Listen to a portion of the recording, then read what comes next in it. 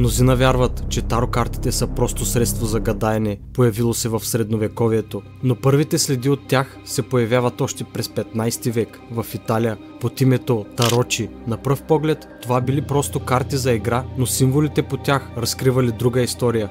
Изображенията на смъртта, отчелника, колелото на съдбата и светът не били просто случайни. Те носят дълбока символика, която се среща в кабала, алхимията и херметичната философия. Според някои изследователи, корените им водят чак до Древен Египет, където жреците използвали свещени карти, за да предсказват волята на боговете.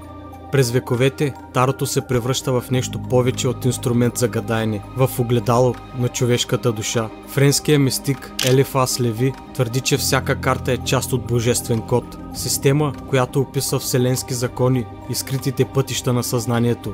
А когато през 19 век се появява прочутото тесте Райдър Уайт, създадено от масона Артър Уайт, илюстрирано от художничката Памела Смит, всички символи били подредени с такава точност, че някои вярват, това не е игра, а скрит език на посвещението. Днес учени отричат всякаква свръхестествена сила на картите, но има едно нещо, което дори те не могат да обяснят.